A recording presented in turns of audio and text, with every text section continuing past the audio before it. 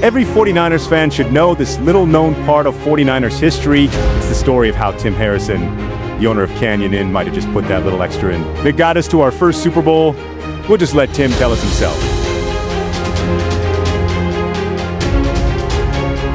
This footage was recently captured during the Niner Empire of Germany's visit to Canyon and arranged for by the Niner Empire organization. Canyon Inn is a living museum and definitely a bucket list item for every true die-hard fan who would love to just absorb its history, where our legends hung out before they became legends.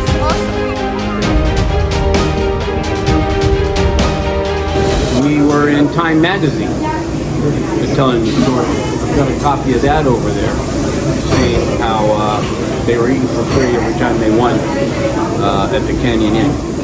So we made Time magazine. So the moral of the story is, if he did not give them free food if they win, we wouldn't have a Super Bowl. I think so. I'd have to go with that. I wanted to have a rally for the 49ers.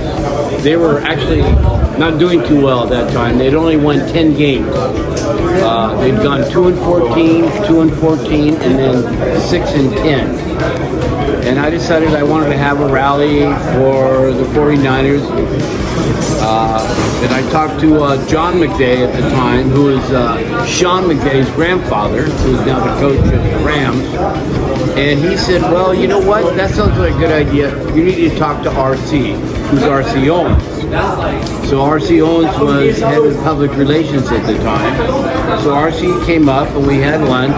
I told him what I'd like to do, and he goes, well, that sounds good, but the only way you're going to get him up here is to give something away. And I'm thinking, geez, I'm trying to help these losers. I shouldn't say that, but they hadn't done too well. They'd won 10 games in 3 years. So I thought about it, and I got back to RC and I said, okay, this is what we're going to do this year. Every game that you win, the team, the staff, the secretaries, the trainers, everybody can eat and come in and eat for free that whole week. Well, they went 14-2 that year, won the Super Bowl, and it became the beginning of a really, really nice relationship. I couldn't be happier with how it turned out. We ended up giving away quite a bit of food, maybe about $10,000 in the 1980 81.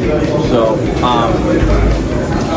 Mr. D was wonderful, the secretaries were wonderful, and they were just practicing down the street. And they actually got me involved in catering. I catered for the Giants and helped me start we still do a few things for them up until recently. And then they finally moved to Levi Stadium, Santa Clara. They treated us pretty well. I've got pictures of Dwight over here on the wall. He was a really tremendous guy. The whole team was. This is before they were famous, just regular guys. Randy Cross, Dwight Clark, Bill Ring. In fact, I just got a call from Holly Rathman a little while ago. I have to get back to her. Tom Rathman, Bill Walsh and Jerry were in here, his wife. Nicole, Bill Walsh's secretary, became very good friends. Of course, Jerry Walker. We ended up doing all the press conferences on Tuesday. They would have press conferences. We'd take food down to the training camp there, and it just grew from there. Actually, I was at that game, and I'll tell you, boy, if you could bottle that feeling. Now, that was just a playoff game. That wasn't a Super Bowl or anything. And everybody was hugging each other. If you could bottle that feeling, there would be no more wars. Everybody was just so happy, and it really turned the whole area around. It was just a wonderful thing. And the game wasn't over. The game wasn't over. We had, I think, I've got it somewhere, I think there was maybe a minute left, 60 seconds, something like that. And we kicked off. Ronnie Lott made a beautiful hit on him. Jim Stuckey recovered the ball, and I actually had that ball for a while. And we went on to win the Super Bowl. After that, they came in for lunch. I just had them sign it. And,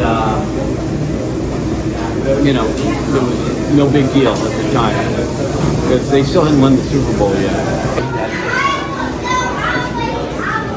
This is Dwight's signing. That kid probably is 50 years old. 42 years ago. He's probably 6 or 7, right? And then so this is taken right out in front of the Canyon Inn. That's Randy Cross. That's R.C. Owens introduced. I got a flatbed truck, and they came up there. And, That's the stage? Yeah. And that's Sean Whitley. That's the wife's girlfriend at the time. Alan Kennedy. Another R.C. Owens. Anyway, there's that's R.C. and my daughter. That's her. Oh, nice. What is it? Second birthday. She's now 21.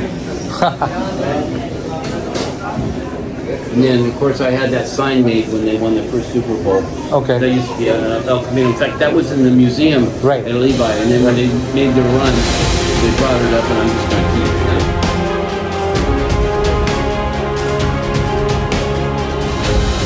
If you live in the area or are a traveling fan, stop in and grab a bite and just take it all in. It's not far from the hill where Roger Craig and Jerry Rice used to train on.